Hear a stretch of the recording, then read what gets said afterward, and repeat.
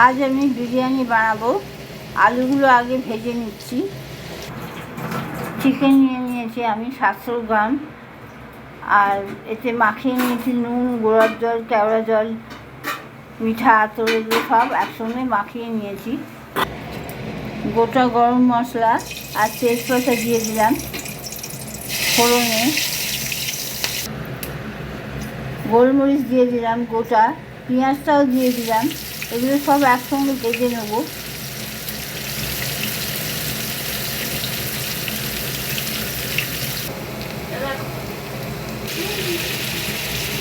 মাংসটাও দিয়ে দিয়েছি।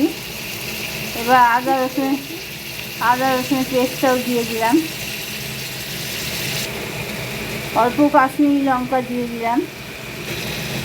গোলমরিচ গুঁড়ো দিয়ে দিলাম। চালটা আমি ভিজিয়ে রেখেছি। অল্প ঘি দিয়ে দিলাম। ভেজে রাখা আলুগুলো দিয়ে দিলাম। অল্প বিরিয়ানি মশলা দিয়ে দিলাম।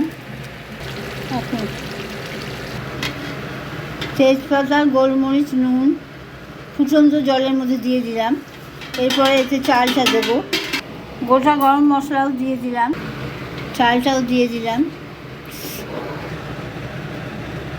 অল্প একটু গোলাপ জল দিয়ে দিলাম, কেওড়া জল অল্প একটু দিয়ে দিলাম, অল্প ঘি দিয়ে দিলাম।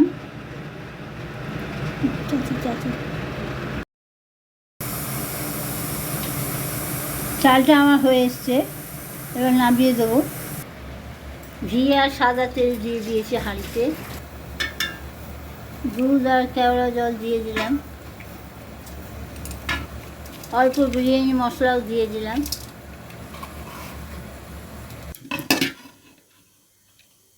ভালো না হলে না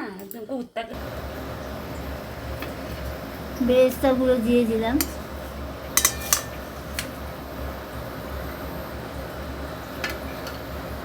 গরম জলে বিরিয়ানিটা আমি দমে বসিয়েছি। বিরিয়ানিটা আমার রেডি হয়ে গেছে।